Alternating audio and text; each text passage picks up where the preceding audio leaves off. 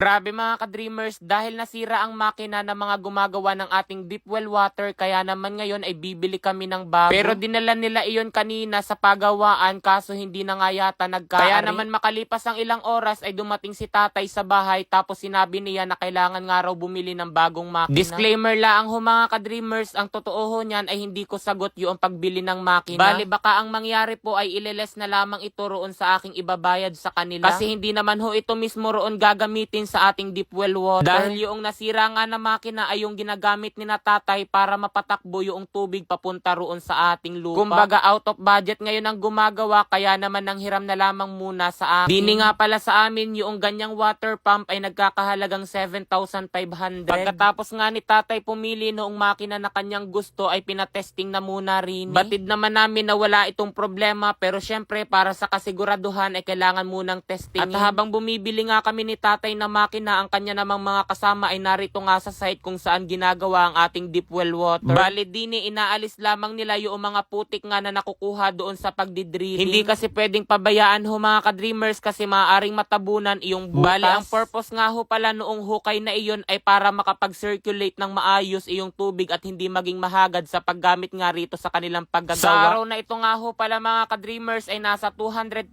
feet na ang kanilang na-drilling. Sobrang lalim na kumpara doon sa ilang mga kapwa natin ka-dreamers na nagpapatubig. Maraming nagtataka kasi bakit daw napakatagal at napakalalim nitong ating deep well water. Ito kasing lupa ho mga ka-dreamers na nabili ko kung saan itatayo ang ating dream house ay napakataas na bahagi. Sobrang ganda nga rin kasi overlooking at kitang-kita ang kabayanan. Lalo na siguro kapag gawa na yung dream house tapos doon nakatambay sa third floor. At dahil napakataas nga ho mga ka-dreamers nitong bahagi ng ating pagtatayuan, kaya naman halos nasa 100 feet pa bago talaga maabot yung mismong tubig. Kaya pagkatapos pa noong 100 feet ay parang magsisimula uli sila para mas magkaroon nga na magandang daloy ng tubig. Ang napakaganda kasi rin sa mga ginagawa nga ni na tatay, yung mga history nila ay talaga namang hindi nakakati yung deep well water kahit na tag-araw. Noong una nga ho mga ka-dreamers, medyo nagtataka ako kasi napakalalim, pero nang malaman ko yung deep well water na kapitbahay nasa 280 feet pala. Tapos iyong isa naman kung saan kumukuha nga kami ng tubig ngayon ay parang nasa 260 feet. Kaya naman ang inaasahan naming lalim nitong ang deep well water ay nasa more or less 300 feet. O diba sobrang lalim talaga kumpara sa ilang mga kapwa natin ka-dreamers na nagpapagawa. Maganda naman ho yung malalim mga ka-dreamers para kahit tag-init ay hindi talaga makakati yung tubig. May ilan akong mga nababasa na bakit daw napakatagal nitong kanilang paggagawa kasi nga ho dinaanan tayo ng bagyong Christine. Abay dini kasi sa amin yung binaha talaga noon ay halos inabot ng 1 linggo sa paglilinis. Dahil nga roon ay naapektuhan talaga itong pagpapagawa natin ng deep well water. Pero malapit na ho ito mga ka-dreamers matapos kasi nga nasa 220 feet na ito. Probably on 6th of November ay tapos na. Syempre i-update ko kayo riyan, pero hanggang dito na lamang muna. Bye-bye.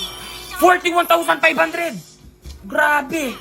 12,500! Yung 1,000 ko naging 84,100. O, di ba mga ka-dreamers, sobrang dali lamang kumita rito kay PH Perry. Kaya kung nais nyo rin kumita ng napakalaking pera, nasa comment section lang ang link para mag-register at mag-deposit ng 100. Tapos, huwag nyo kalimutan mag-screenshot at ilagay iyan sa comment section para manalo kayo ng 500 pesos. Ang mahilig ko ritong laruin ay ang Super Ace. So, mga ka-dreamers, dito kay Super Ace, magbebet lamang ako riyan ng 1,000. Tignan natin kung magkano ang aking mapananaluhan din eh.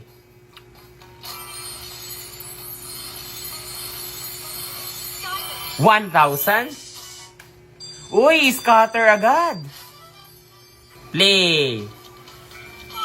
200. 800.